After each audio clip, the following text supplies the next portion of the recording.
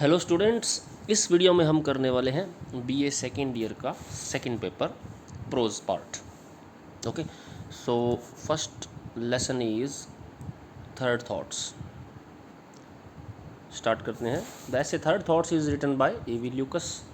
ये ज़रूर याद रखना है, राइटर का नाम हमें।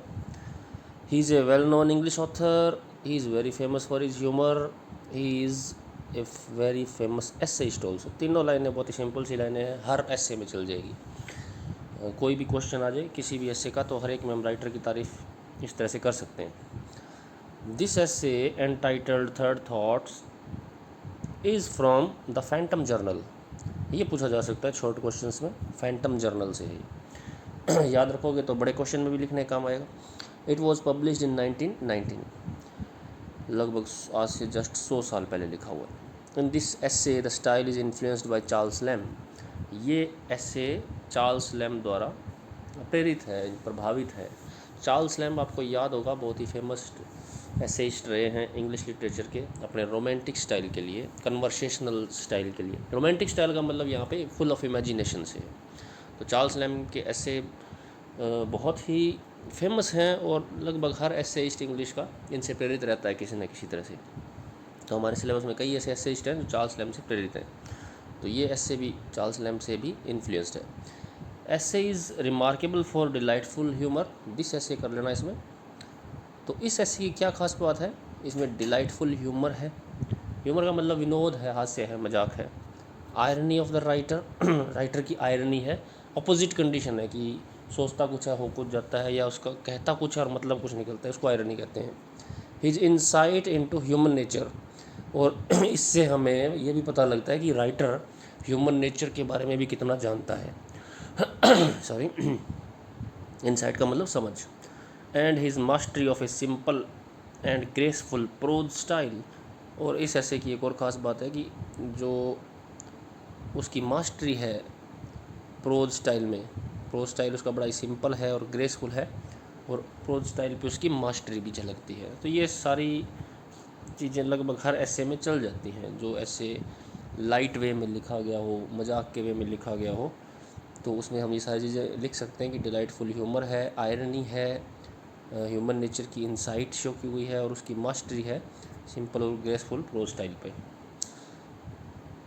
आगे चलते हैं। Essay is a satire on our money making civilization. यहाँ पे मेन बात आती है ऐसे किसके बारे में है, तो ऐसे एक व्यंग्य है आज की जो मनी मेकिंग सिविलाइजेशन है उसके ऊपर, कि हर आदमी मनी माइंडेड हो गया है।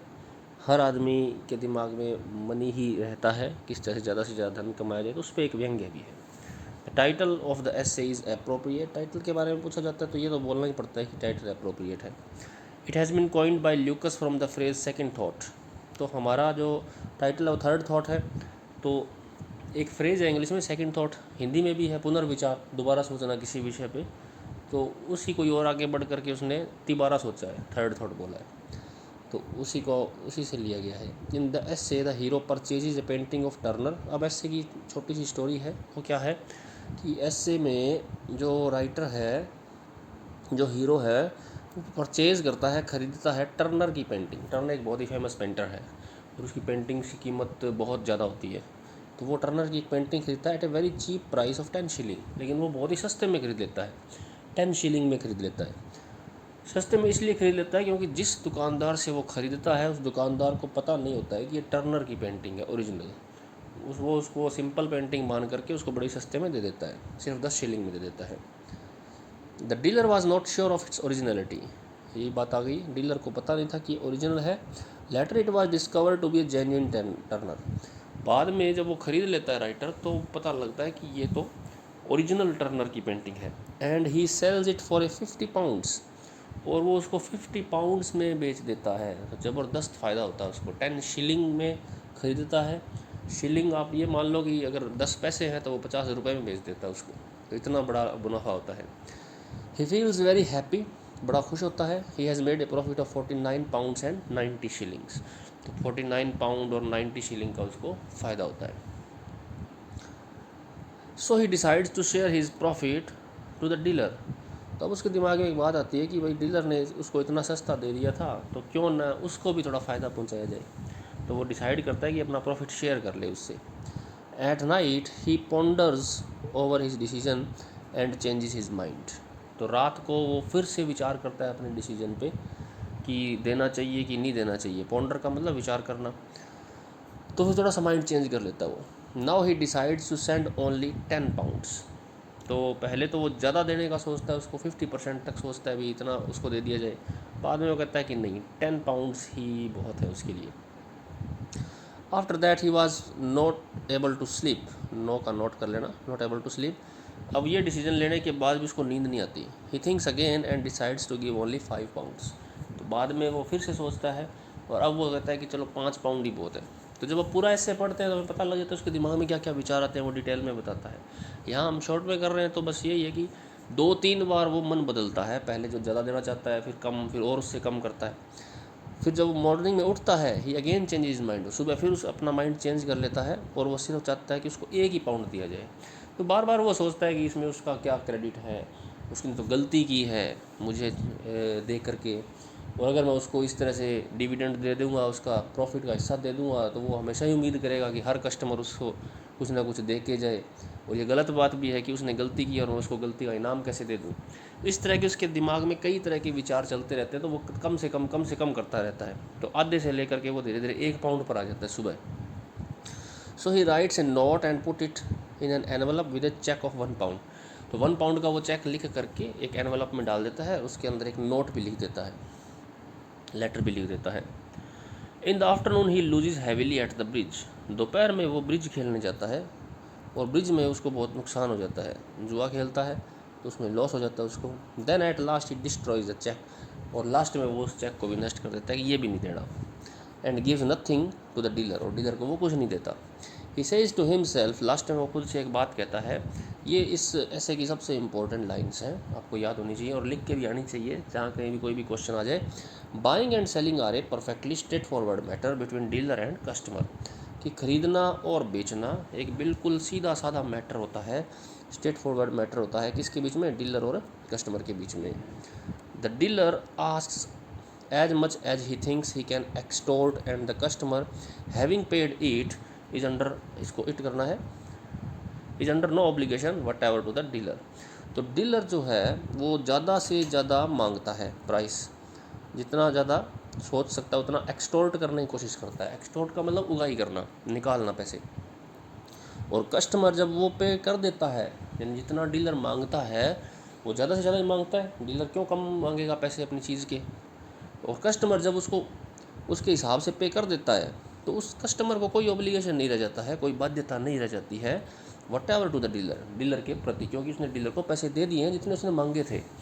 तो ये इस लेसन का सार है कि जो बाइंग और सेलिंग है वो एकदम स्ट्रेट फॉरवर्ड मैटर है डीलर और कस्टमर के बीच में। तो बड़ा ही हास्यास्पद है, पढ़ते तो बहुत आनंद आता है इस ऐसे को कि किस तरह से वो इतना प्रॉफिट ले लेता है टर्नर की पेंटिंग को बेच करके। बाद में क्योंकि वो एक अच्छे दिल का इंसान होता है तो वो सोचता है कि भी कुछ प्रॉफिट उसको भी दे दिया जाए, लेकिन बार बार उसके दिमाग बदलता रहता है और अंत में वो उसको कुछ भी नहीं देता।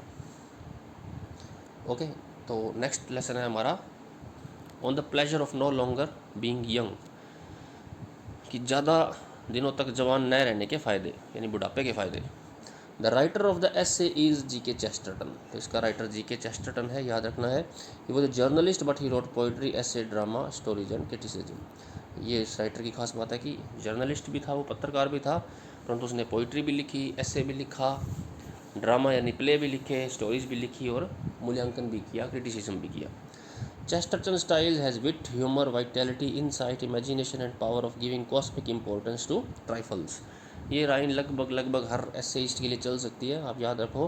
तो हर राइटर के रूप में, हर राइटर के लिए लिख सकते हो कि उसके स्टाइल में विट है, हाजिर जवाबी है, ह्यूमर है, विनोद है, वाइटैलिटी है, सजीवता है, इनसाइट है, एक समझ है, इमेजिनेशन है, कल्पना है, और एक उसके अंदर एक ऐसी पावर है कि वो छोटी छोटी चीज़ों को बहुत बहुत बढ़ा चढ़ा के लिख सकते हैं। कॉस्मिक इंपॉर्टेंस का मतलब बहुत बढ़ा चढ़ा के लिखना, और ट्राइफल का मतलब छोटी सारी तुच्छ चीज़ों को, यानी छोटी छोटी चीज़ों पर भी वो बहुत बढ़ा चढ़ा करके लिख सकते हैं। लिखने की इतनी क्षमता है उसके अंदर। He is known for his attack on the hypocrisy and narrowness. तो वो जाने जाते हैं इन चीज़ों पर अटैक करने के लिए। हिपोक्रेसी यानी पाखंड दिखावे को, और नैरोनेस का मतलब संकीर्णता को। ऐसे के बारे में पढ़ लेते हैं।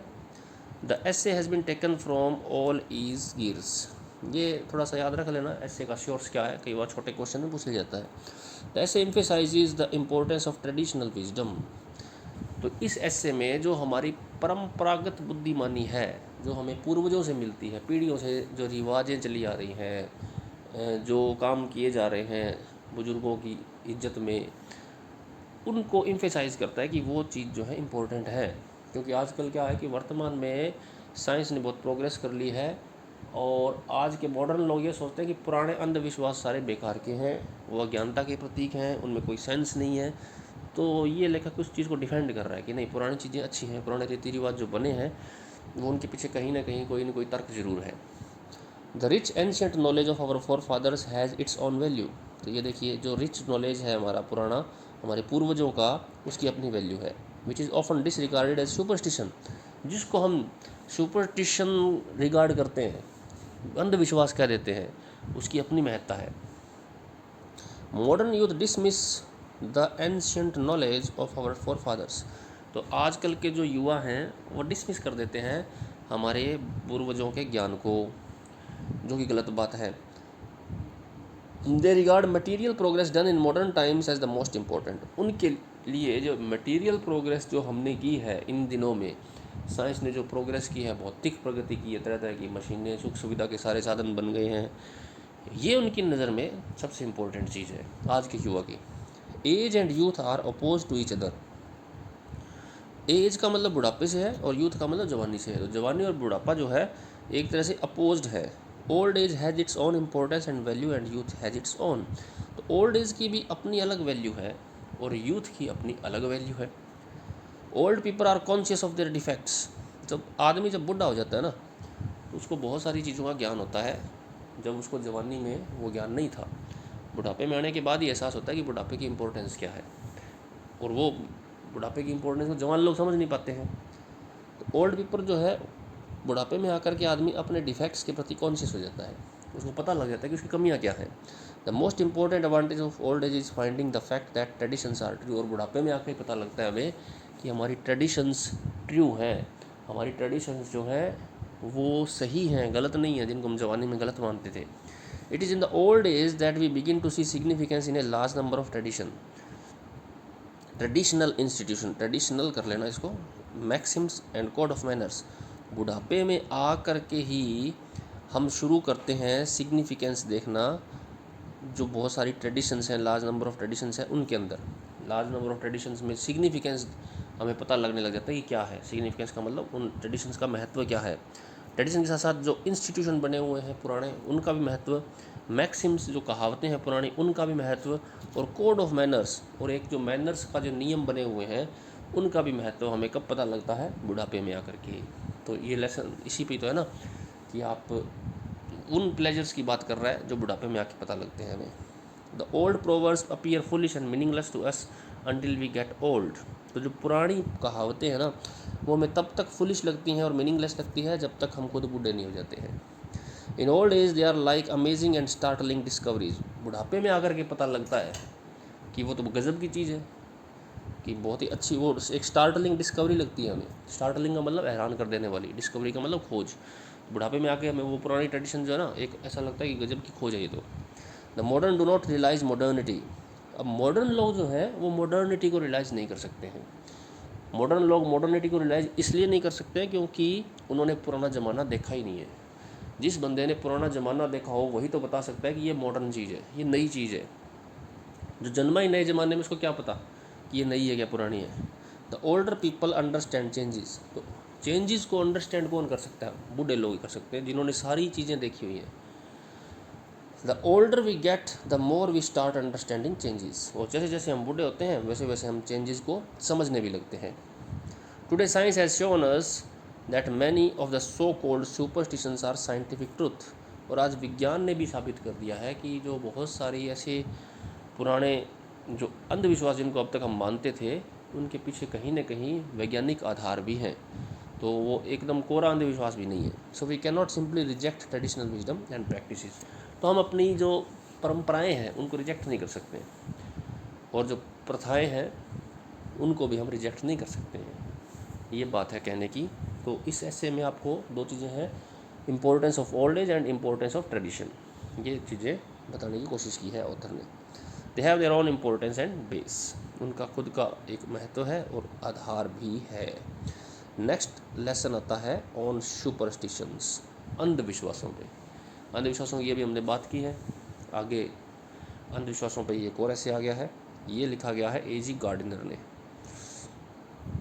He is known by the name of alpha of the plough, ये इंपॉर्टेंट फैक्ट है। इस राइटर को, एजी गार्डनर को, अल्फा ऑफ द प्लाउ भी कहते हैं। He was a well known journalist and essayist of outstanding merit, ये लाइन हर एक में चल जाएगी। ऐसे इज अबाउट सुपरस्टिशंस, ऐसे अंधविश्वासों के ऊपर है। In ancient days people were very much superstitious, पुराने ज़माने में लोग बहुत ज़्यादा अंधविश्वासी थे। The writer gives the example of great people, Cicero. तो इस ऐसे के अंदर पुराने जो महान लोग हैं, सिसरो एक बहुत ही महान शासक रहा है रोम का, तो उसको भी अंधविश्वासी माना गया है।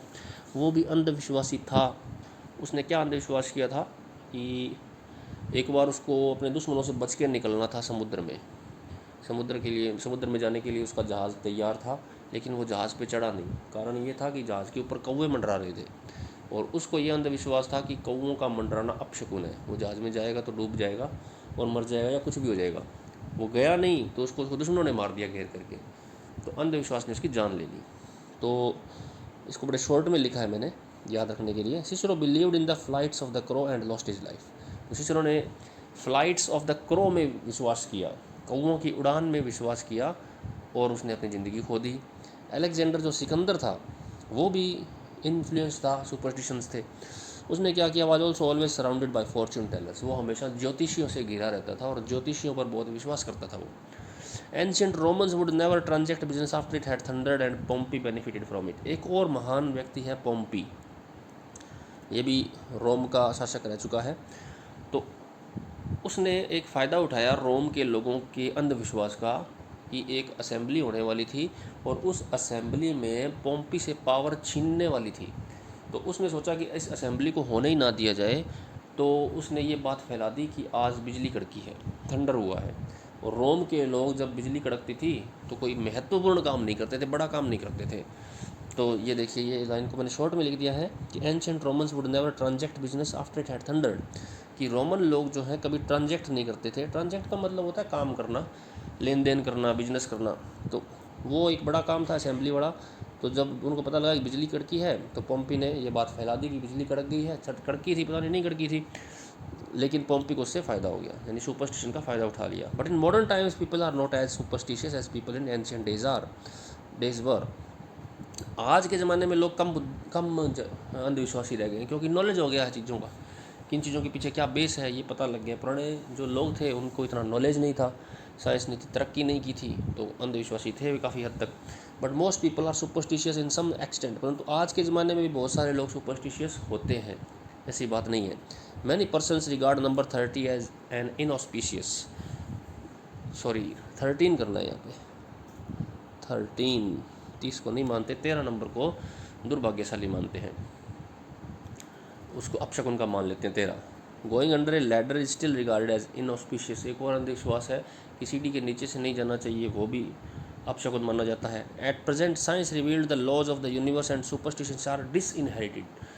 आज के ज़माने में साइंस ने बहुत सारी चीज़ों के राज खोल दिए हैं, तो बहुत सारे जो सुपरस्टिशन हैं वो डिसइनहेरिटेड हो गए, यानी अपनी योग्यता खो चुके हैं, अपनी वैल्यू खो चुके हैं। The writer thinks himself fortunate that he was born in the modern age. Writer को लगता है कि वो बड़ा ही सौभाग्यशाली है कि आज के ज़माने में पैदा हुआ है। When we know much about nature, जब हम नेचर के बारे में बहुत कुछ जानते हैं।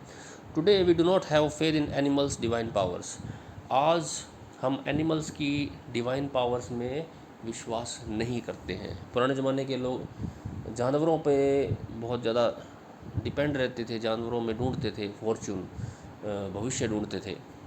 तो आजकल के लोग जो हैं उनको नॉलेज हो गया है कि जानवरों को किस तरह से ट्रीट करना है या जानवरों के संकेतों का क्या महत्व है, तो वो सुपरस्टिशन कम से कम नहीं रखते हैं। We are more rational than ancients, हम एंशियंट से ज़्यादा रेशनल हैं आज। रेशनल का मतलब तर्क सम्मत है, तार्किक है। It was natural for the ancients to be superstitious because they did not have much knowledge.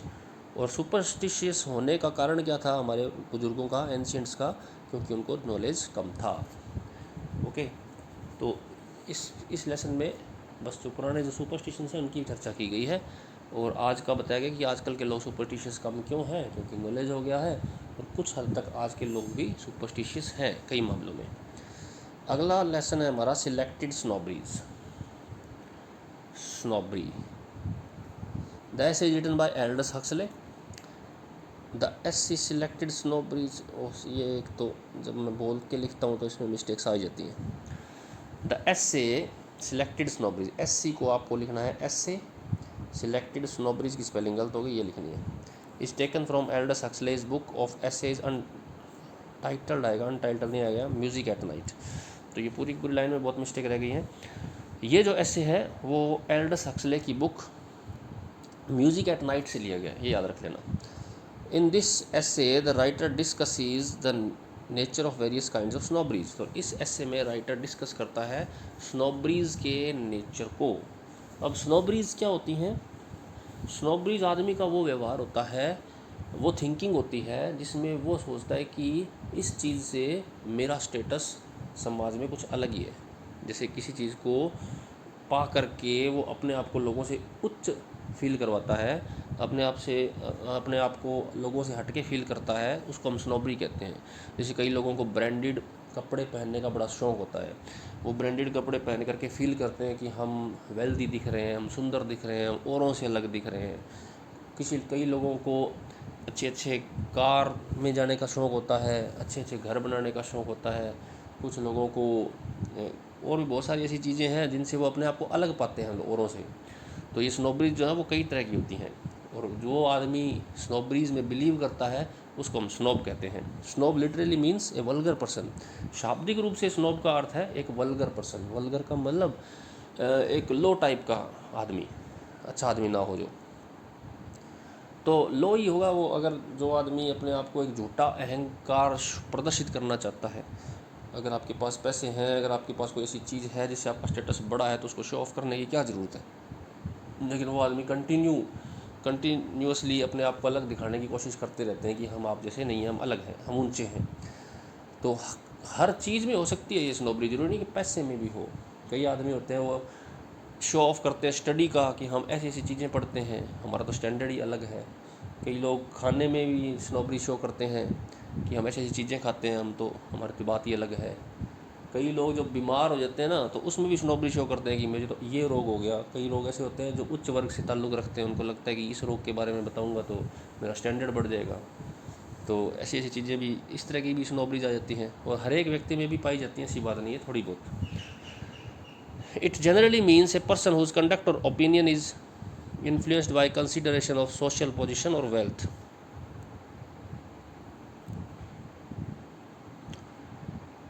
Next line, it generally means a person whose conduct और opinion is influenced by consideration of social position और wealth. ये इसका बहुत ही important line है। Snob के बारे में बताया गया कि स्नॉब पर्सन जो होता है वो कौन होता है। It generally means a person, एक ऐसा आदमी जिसका कंडक्ट या ओपिनियन, यानी जिसका व्यवहार या जिसके विचार इन्फ्लुएंस्ड होते हैं, प्रभावित होते हैं, किससे? सोशल पोजीशन से या वेल्थ से, by consideration of social position और वेल्थ। यानी वो हर चीज़ में सोशल पोजीशन और वेल्थ देखता है, और उस हिसाब से ही अपने विचार और अपना व्यवहार करता है कि किस विचार से और किस व्यवहार से उसकी सोशल पोजीशन चेंज हो सकती है और उसकी जो वेल्थ है वो दिखे लोगों को। तो इस तरह का जो आदमी होता है उसको हम स्नॉब कह देते हैं। A snob is a person who always wants to show himself distinct from others. तो स्नॉब एक ऐसा आदमी होता है जो अपने आप को हमेशा अलग दिखाने की कोशिश करता है हर तरह के तरीक़ों से। तो इस ऐसे में कौन कौन सी स्नॉबरीज के बारे में बताया गया है, ये सारी हैं। मॉडर्निटी स्नॉबरी, कुछ लोग होते हैं जो अपने आप को मॉडर्न दिखाने की चाहत में बहुत कुछ चीज़ें करते हैं। आर्ट स्नॉबरी हैं, कुछ लोग ऐसे होते हैं जो अपने आप को कला प्रेमी दिखाने के लिए कला की बड़ी चीज़ों को शौक देख खरीदते रहते हैं, उनका शो ऑफ भी करते रहते हैं। डिजीज़ स्नॉबरी, ये भी बताया था, कुछ लोगों को इस बात से भी स्नॉबरी होती है कि उनको जो बीमारी लगे वो भी हाई स्टैंडर्ड की लगे। अब अपन किसी को कहें कि फोड़ा हो गया तो वो तो एक बड़ा ही लो लेवल का है। अगर हम कहें शुगर है, बीपी हाई हो गया है, ये जनरली मानी जाती हैं हाई क्लास की बीमारियाँ। बूज स्नॉबरीज, कुछ लोगों को बूज स्नॉबरीज होती हैं जो दारू पीने के शौकीन होते हैं, वो ऊंची ऊंची महंगे ब्रांड की शराब पीते हैं, भले उनका टेस्ट अच्छा लगे या ना लगे, लेकिन लोगों को दिखाने के लिए अच्छे अच्छे हाई लेवल की शराब पीते हैं। वो बूस्ट स्नोबरीज हो गई, कल्चर की स्नोबरी हो गई। कुछ लोग सोचते हैं कि कुछ इस तरह का दिखावा किया जाए कि लोग उनको हाई कल्चर का माने। स्नोबरी ऑफ फैमिली हो गई, स्नोबरी ऑफ इग्नोरेंस एंड स्टूपिडिटी हो गई। कुछ लोगों को इस चीज़ की भी स्नोबरी होती है। जैसे आजकल के लोग कहते हैं ना, मुझे तो हिंदी नहीं आती, भाई हिंदी तो हमने कभी पढ़ी नहीं है, उसमें गर्व महसूस करते हैं वो कि हिंदी नहीं आना एक गर्व की बात है, इंग्लिश आना गर्व की बात है कि इंग्लिश आती है, हमें तो हिंदी तो आती नहीं है, भले हिंदी में ही पले बड़े हों। तो इस तरह से कई बार किसी चीज़ का अज्ञानता होती है, वो भी आपको हाई लेवल का एहसास करवाती है। ये सारी तरह तरह की स्नोबरीज हैं। स्नोबरी एब एंड फ्लो। अब स्नोबरीज की खास बात ये है कि वो एब और फ्लो होती हैं, यानी वो ऊपर नीचे होती रहती हैं। कई कई स्नोबरीज है, किसी का काल आता है, अच्छा टाइम आता है तो उस स्नोबरीज को अच्छा माना जाता है, लेकिन उस समय में किसी स्नोबरी की वैल्यू कम भी होती है। Their empire rises declines and fall. तो कुछ स्नोबरीज ऐसी होती हैं कि उनका एम्पायर राइज होता है, डिक्लाइन होता है और फिर ख़त्म भी हो जाता है। तो बहुत सारी चीज़ें हम देखते हैं ना कि किन चीज़ों का ट्रेंड आता है, फिर वो बहुत दिनों तक बना रहता है और बाद में वो ऐसी पिटती हैं चीज़ें कि उनका नाम लेना भी कोई पसंद नहीं करता है। What were good snobberies years ago और नाउ आउट ऑफ फैशन। जो स्नोबरीज कुछ सालों पहले अच्छी मानी जाती थी, आजकल वो आउट ऑफ फैशन हो गई हैं। आ रहेगा यहाँ पे, modernity snobbery is quite popular nowadays. तो ऐसे जिस समय लिखा गया उस समय मॉडर्निटी स्नोबरी ज़्यादा पॉपुलर थी। The reason for this is economic. और उसका कारण क्या बताया है राइटर ने? इकोनॉमिक। ये मॉडर्निटी स्नोबरी तो हमेशा ही रहती है, हर समय लोग अपने आप को मॉडर्न दिखाने के लिए कुछ ना कुछ उपाय करते रहते हैं। और उस मॉडर्निटी स्नोबरी में सबसे बड़ा जो फैक्टर है वो है इंडस्ट्रियल रेवोल्यूशन, क्योंकि आजकल के ज़माने में प्रोडक्शन बहुत ज़्यादा हो गया तेज़ मशीनों के आविष्कार के बाद। जब प्रोडक्शन चेंज हो गया तो उसको खपाने के लिए ये जो इंडस्ट्रियलिस्ट हैं नई नई तरकीबें लाते हैं, तरह तरह से प्रचार करते हैं। ये प्रचार करते हैं कि ये चीज़ तो भी आउट ऑफ फैशन, अब ये चीज़ पहनो, अब ये चीज़ पहनो। उसमें हमारे फिल्मी स्टार, क्रिकेटर्स या और भी जो भी सेलिब्रिटीज़ लोग हैं वो उनकी हेल्प करते हैं ये बताने में कि ये मॉडर्न हो गया, अब ये मॉडर्न हो गया। तो लोग पुरानी चीज़ों को डिस्कार्ड करते जाते हैं, नई चीज़ें लेते रहते हैं। The modernity snobbery is a person who keeps changing his things rapidly. तो जो आदमी इस स्नोबरी से पीड़ित होता है ना, वो हमेशा अपनी चीज़ें बदलता रहता है अपने आप को मॉडर्न दिखाने के लिए। He is the best friend of industrialist. और एक मॉडर्न स्नोब जो है वो इंडस्ट्रियलिस्ट का बेस्ट फ्रेंड है, क्योंकि वो इंडस्ट्रियलिस्ट को पैसे देता रहता है, नई नई चीज़ें खरीदता रहता है उनसे। The news papers help the producers by being the best media of advertising. और उस समय, क्योंकि ये ऐसे बहुत पुराना लिखा हुआ है, तो उस समय एडवर्टाइजिंग का एक ही तरीका था, न्यूज़पेपर्स। आजकल तो टीवी भी है, मोबाइल भी है और बहुत सारी चीज़ें हो गई है। तो ये उस समय न्यूज़पेपर जो थे वो प्रोड्यूसर्स के लिए एक बेस्ट एडवर्टाइजिंग का तरीका था। उससे एडवर्टाइजमेंट करके वो मॉडर्न लोगों को लुभाते थे। It is in the producers interest to encourage modernity snobbery. और ये चीज़ें उन लोगों के हित में ही तो हैं जो लोग नई नई चीज़ें बनाते हैं, बहुत बड़े स्तर पे उत्पादन करते हैं। उनके लिए ज़रूरी है कि उनकी चीज़ें बिकें भी, और बिकने के लिए फिर एडवर्टाइजमेंट ज़रूरी है, लोगों को ये बताना भी ज़रूरी है कि भाई ये चीज़ मॉडर्न है। There are two types of art snobberies. अब एक दूसरी बात वो करता है आर्ट स्नोबरी की, प्लेटोनिक और अनप्लेटोनिक। ये याद रखना आपको, किस तरह के दो तरह की आर्ट स्नोबरी बताई हैं, प्लेटोनिक और unplatonic. Platonic merely take an interest in art while unplatonic by art. ये फंडामेंटल डिफरेंस है कि प्लेटोनिक जो स्नोब लोग हैं वो सिर्फ आर्ट में इंटरेस्ट रखते हैं, नॉलेज रखते हैं, भाई ये चीज़ आर्ट की ये है। लेकिन जो अनप्लेटोनिक होते हैं उनको भले ही कुछ पता हो ना पता हो आर्ट के बारे में, लेकिन वो ख़रीदते ज़रूर हैं। म्यूज़ियम में जा कर के या बोली पे जा के ऊंची ऊंची बोली लगा करके पुरानी चीज़ें खरीदते हैं और अपने आप को आर्ट का लवर घोषित करते हैं। An art collection can represent money most effectively. और ज़्यादातर लोगों के लिए अपने मनी को शो करने का एक बहुत बड़ा अच्छा तरीका है ये कि आर्ट की चीज़ें खरीद करके उनको एक डिस्प्ले में रखें अपने घर में। Snobbery has great social value also. तो स्नोबरी बुरी चीज़ भी नहीं है इतनी भी, इसकी सोशल वैल्यू भी है। इट प्रोमोट्स एक्टिविटी, क्योंकि स्नोब जो लोग होते हैं, स्नोबरी जो जिन्होंने पाल रखी है, वो एक्टिविटी तो करते ही रहते थे, कोई ना कोई अपने आप को अलग दिखाने के लिए हमेशा एक्टिव रहते हैं वो। Every snobbery demands of its devotees unceasing effort. से इंपॉर्टेंट लाइन है कि हर स्नोबरी अपने डिवोटी से, अपने श्रद्धालु से डिमांड करती है, मांगती है क्या? अनसीजिंग एफर्ट्स, कभी ना रुकने वाले प्रयास। क्योंकि अगर आपको अलग दिखना है, अपने आप को हाई स्टेटस का दिखाना है, भले ही किसी भी फील्ड में दिखाना हो, तो एक्टिव तो रहना ही पड़ेगा। एक्टिव नहीं होगे तो आप पीछे रह जाओगे। अगला है हमारा ऐसे इन प्रेज ऑफ इग्नोरेंस, अज्ञानता की प्रशंसा में। अज्ञानता बुरी चीज़ नहीं है, ये बताया गया। अज्ञानता तो एक आशीर्वाद है, एक ब्लिस है, और हर आदमी इग्नोरेंट है, क्योंकि नॉलेज तो बहुत ही सीमित मात्रा में हो सकता है किसी आदमी को। तो ये ऐसे लिखा हुआ है हेलर बेलक का। In this essay the writer describes the advantage of being ignorant. तो इग्नोरेंट होने के फ़ायदे बताए हैं। He wrote this essay on the model of Erasmus book the praise of folly. ये इंपॉर्टेंट लाइन है कि उसने ये ऐसे, इरेसमस एक राइटर था बहुत ही पुराना, उसने एक बुक लिखी थी इन प्रेज ऑफ फॉली, उसके ऊपर लिखी है, उससे प्रेरित होकर के लिखी है, उसको मॉडल माना है। Ignorance rules Mankind. तो इग्नोरेंस रूल करती है मैनकाइंड को, मानवता पर शासन करती है इग्नोरेंस, अज्ञानता। Our field of knowledge is very small compare to the vast oceanic field of our ignorance. तो हमारा जो ज्ञान का क्षेत्र है, जिस चीज़ के बारे में हमें नॉलेज है, वो बहुत ही छोटा है, समुद्र में एक बूंद के समान है। अगर हमारा नॉलेज इतना कम है कि वो एक बूंद है, और अज्ञानता इतनी है जैसा कि एक महासागर, तो हम कभी भी ये नहीं कह सकते कि हमें बहुत कुछ आता है। हमें कुछ भी नहीं आता है। It is good to become conscious of our ignorance. और ये अच्छी बात है कि हमें अपनी अज्ञानता का एहसास हो कि हम कितना नहीं जानते हैं। Because knowledge of our ignorance is the first step towards learning. क्योंकि जब हमें अपनी अज्ञानता का नॉलेज हो जाता है, वो हमारा ज्ञान की तरफ बढ़ाया गया पहला कदम है। The examination system reveals to us our ignorance of many of the things which we are suppose to know. और जो आज का जो एग्जामिनेशन सिस्टम है, वो हमें यह बता देता है कि हम किन चीज़ों के बारे में हम नहीं जानते हैं। The writer humorously states that ignorance has a spiritual attribute. और आगे वो मजाक मजाक में ये भी कहता है कि इग्नोरेंस जो है उसका एक स्पिरिचुअल एट्रीब्यूट भी है, एक आध्यात्मिक गुण भी है। Ignorance floods the mind with happiness. Ignorance जो होती है, अज्ञानता जो होती है, वो इंसान को खुश रखती है। क्योंकि अगर हमें हर चीज़ का ही पता हो जाए तो हम कभी खुश नहीं रह सकेंगे। अगर हमें भविष्य का पता लग जाए कि भविष्य में क्या होने वाला है, तो हम कभी भी खुश नहीं रहेंगे, हम कुछ भी कर भी नहीं पाएंगे। इग्नोरेंस ये जो हमसे तरह तरह के काम करवा लेती है।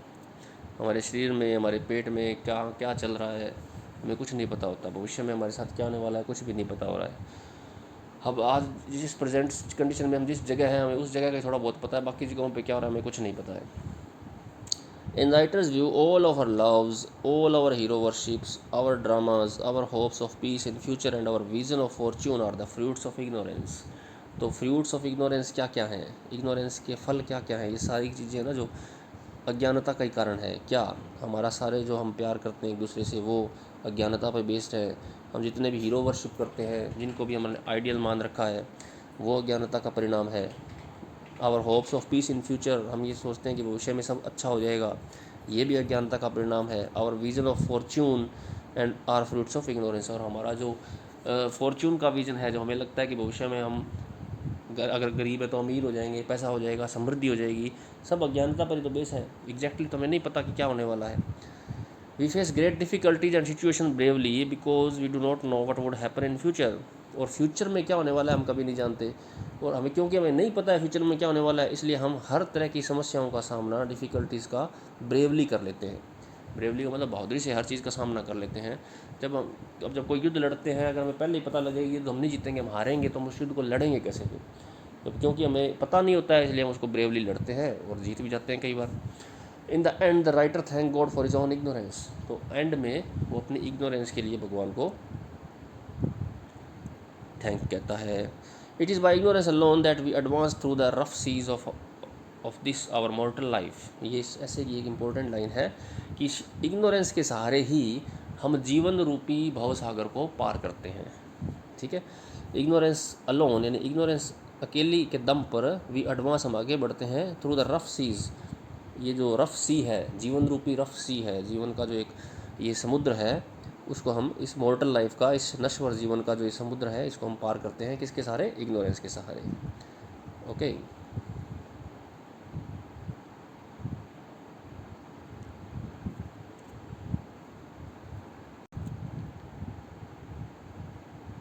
नेक्स्ट लेसन है ऑन गुड रेजोल्यूशंस। ये लिखा है रॉबर्ट लिंड ने, और इसको माना जाता है चार्ल्स लैम्ब का डिसेंडेंट, चार्ल्स लैम्ब का वंशज माना जाता है। वंशज का मतलब इसका जो लिखने का तरीका है वो चार्ल्स लैम्ब जैसा भी है। पहला जो ऐसे था थर्ड थॉट, वो भी इसी से ही प्रेरित था, ये भी फिर से चार्ल्स लैम्ब का नाम आ गया, क्योंकि चार्ल्स लैम्ब बहुत ही फेमस है अपने एसेज के लिए और खास करके अपने रोमांटिक स्टाइल के लिए। रोमांटिक स्टाइल का मतलब यहाँ है फुल ऑफ इमेजिनेशन। दिस ऐसे has been taken from the book of this and that. याद रखना है कि ये जो ऑन गुड रेजोल्यूशन है ये the book of this and that से लिया गया है। In this essay the writer defends taking good resolution even if they are not executed. तो इस ऐसे में राइटर जो हम अच्छे रेजोल्यूशन लेते हैं, जो अच्छे संकल्प लेते हैं ज़िंदगी में कि आज से मैं ये करूँगा वो करूँगा, जो भी अच्छे अच्छे काम करने होते हैं कि जल्दी उठूँगा, अपनी हेल्थ का ध्यान रखूँगा, समय पर पढ़ाई करूँगा, तो इस तरह के जितने भी गुड रेजोल्यूशन हम लेते हैं उनको डिफेंड करता है कि वो अच्छी चीज़ है, अच्छी चीज़ तो है ही है, परंतु वो अच्छे तब भी हैं अगर हम उनको एग्जीक्यूट भी ना करें। भले ही हम उनको कर ना पाएँ, आपने रेजोल्यूशन लिया लेकिन आप उसमें सफल नहीं हुए, तो भी वो एक अच्छी चीज़ है कि आपने एक अच्छा रेजोल्यूशन तो लिया कम से कम। ये आपकी अच्छाई को दिखाता है, आपके पॉजिटिव एटीट्यूड को दिखाता है। या आपने मान लो डिसाइड किया कि सुबह रोज़ जल्दी उठेंगे और एक्सरसाइज करेंगे, लेकिन आप कर नहीं पाए, लेकिन कम से कम आपने ये रेजोल्यूशन तो लिया, यानी आपका एटीट्यूड तो पॉजिटिव था उसके प्रति। According to the writer good resolutions are an expression of our virtue. तो यही बात आ गई कि जब हम कोई भी गुड रेजोल्यूशन लेते हैं तो वो हमारी वर्च्यू को शो करता है, हमारी अंदर की जो अच्छाई है उसको शो करता है। There are many obstacles in carrying out good resolutions into reality. तो गुड रेजोल्यूशंस को कैरी आउट करने के लिए, यानी उनको लागू करने के लिए बहुत सारी ऑब्स्टेकल्स आ जाती हैं उनके आगे बहुत सारी बाधाएं आ जाती हैं, जिससे उनको रियलिटी में हम नहीं चेंज कर सकते। Good resolutions reflect one's purity and strength of mind. तो जो आदमी गुड रेजोल्यूशन लेता है वो चीज़ें रिफ्लेक्ट करती हैं, वो चीज़ दिखाती है उसकी प्योरिटी को और उसकी स्ट्रेंथ ऑफ माइंड को, कि वो प्योर है, और उसके मानसिक शक्ति जो है उसको शो करती है गुड रेजोल्यूशन लेने की प्रक्रिया। A man holds very strong ideals in his childhood which are very hard to achieve. बचपन में क्या होता है, हर आदमी के स्ट्रॉन्ग आइडियल्स बन जाते हैं। बचपन में हम बच्चे को जो कुछ भी सिखाते हैं वो उन पर बड़ी ही कट्टरता से पालन करता है उसका। यानी बचपन में आदमी बहुत सैद्धांतिक होता है, बहुत ज़्यादा उसके अंदर नियमों का पालन करने की उसमें एक स्पिरिट होती है, तो उसके स्ट्रॉन्ग आइडियल्स होते हैं बचपन में, लेकिन उनको अचीव नहीं किया जा सकता है। उसको जवानी में या बड़ा होने पर एहसास होता है कि इन चीज़ों को हम अचीव नहीं कर सकते। But as he gets older his ideals become more practical. तो जैसे जैसे आदमी बड़ा होता है उसको पता लगता है कि ये जो आइडियल्स है अचीव नहीं किया जा सकते, तो वो प्रैक्टिकल हो जाता है, थोड़ा कोई बात नहीं, थोड़ा बहुत समझौता करना सीख जाता है। Good resolutions are April of virtue with no September to follow. तो ये बहुत ही इंपॉर्टेंट लाइन है कि गुड रेजोल्यूशन जो होते हैं ना, वर्च्यू का अप्रैल है, अप्रैल का मंथ होता है ना, वो बिजाई का होता है, जब हम बीजते हैं किसी चीज़ को, बोते हैं, और सितंबर का महीना होता है जब हम फसल काट लेते हैं, हमें हार्वेस्ट मिल जाता है, उपज मिल जाती है। तो वो ये कहते हैं कि गुड रेजोल्यूशन को बस बीजा जा सकता है, शुरुआत हो सकती है, लेकिन उससे फल लेना सितंबर उसका नहीं आता है, यानी गुड रेजोल्यूशन के परिणाम मिलने बहुत मुश्किल हो जाते हैं। हाँ, अप्रैल ऑफ वर्च्यू जरूर है वो। April is a month of performance. तो अप्रैल मंथ है परफॉर्मेंस का, शुरुआत करने का, और सितंबर मंथ होता है फुलफिलमेंट का, जहाँ परिणाम मिलते हैं। When resolutions are executed on a regular basis they stop giving pleasure. एक खास बात और ये है कि जब रेजोल्यूशंस को हम रेगुलर बेस पर एग्जीक्यूट करने लग जाते हैं तो फिर कोई आनंद भी नहीं आता है। जैसे मान लो आपने सुबह जल्दी उठने का रेजोल्यूशन लिया, तो पहले दिन जब आप उठ गए तो आपको बड़ा अच्छा लगेगा, दूसरे दिन उठ गए तो बहुत ही अच्छा लगेगा कि हाँ मैंने अचीव कर लिया कुछ। लेकिन अगर आप लगातार उठने लग गए जल्दी, फिर प्लेजर नहीं आएगा, फिर आपका रूटीन बन जाता है वो। Okay. High sounding resolutions need a good amount of faith and patience. और जो बड़े बड़े रेजोल्यूशन हम लेते हैं जिनको करने में बहुत ज़्यादा हिम्मत और पैसा या बहुत ज़्यादा बल लगने वाला होता है, तो उसके लिए बहुत ज़्यादा फेथ और पेशेंस भी चाहिए हमें, बहुत विश्वास और बहुत धैर्य भी चाहिए होता है। In the end Robert Lynd say is that our habits are main obstacle in the path to success. Last में वो ये कहता है कि हमारी जो हैबिट्स है ना, वो हमें सफलता के मार्ग पे जाने से रोकती हैं, यानी हैबिट्स जो हैं वो मेन ऑब्स्टेकल्स हैं। दस good resolutions show man strength and weakness. इसलिए जो गुड रेजोल्यूशंस हैं वो आदमी की शक्ति और वीकनेस दोनों को दिखाते हैं, कि गुड रेजोल्यूशन आप ले करके कितना उसको एग्जीक्यूट करते हो, इससे पता लग जाता है आदमी का जो नेचर है वो कैसा है, कितना उसमें शक्ति है, कितना उसमें सामर्थ्य है और कितनी उसकी कमजोरियाँ हैं। ओके, आगे है on getting off to sleep. Getting off to sleep का मतलब सोने जाना, नींद आना। तो ये ऐसे लिखा गया है JB प्रिस्टले का।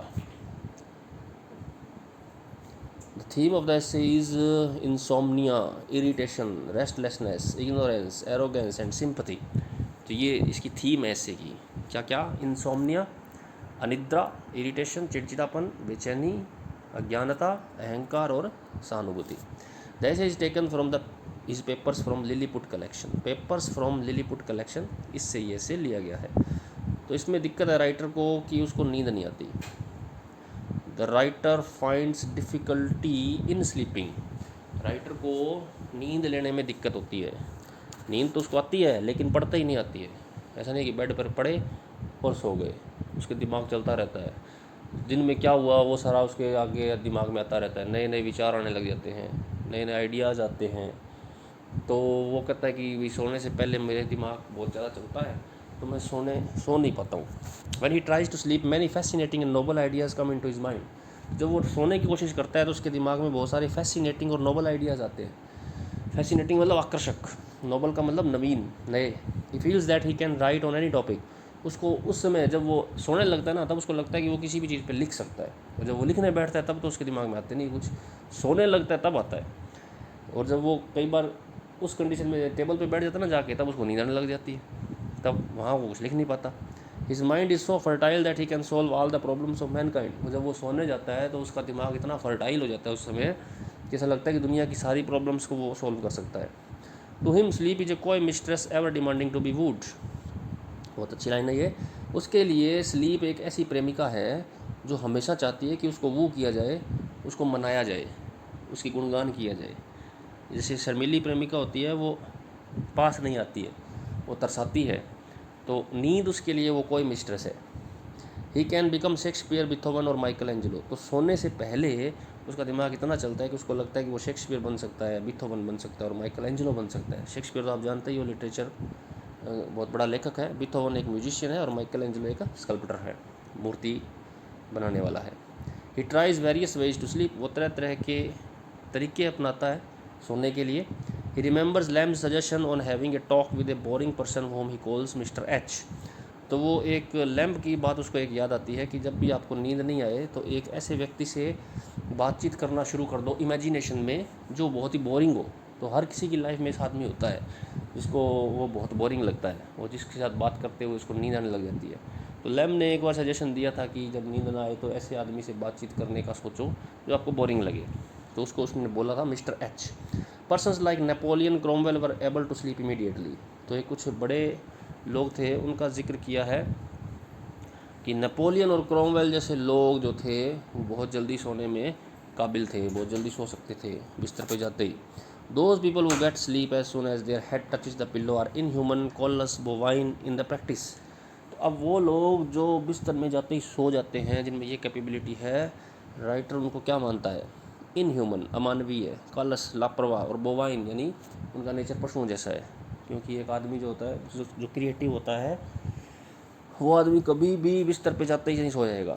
पहले उसके दिमाग में सारी चीज़ें आती है जो दिन में व्यतीत होता है, सारी चीज़ों पर वो सोच विचार करता है, तरह तरह के आइडियाज़ आते हैं, फिर धीरे धीरे उसको नींद आती है। उसके हिसाब से ये अच्छी बात भी है। They lack humour sympathy, human sympathy. ऐसे लोग जो जल्दी सो जाते हैं उनमें ह्यूमन सिंपैथी कम होती है। The author doesn't like to live with such persons. तो ऑथर उन लोगों के साथ रहना बिल्कुल नहीं चाहता जो पढ़ते ही सो जाएं, because he can't share his days experience with them. क्योंकि वो उनके साथ अपने पूरे इवेंटफुल डे के एक्सपीरियंस को शेयर नहीं कर सकता है, उनसे बात नहीं कर सकता है। उनसे क्या बात करें, वो तो सो गए हैं।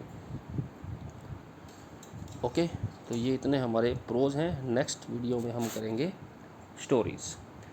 Okay students, good bye, good luck.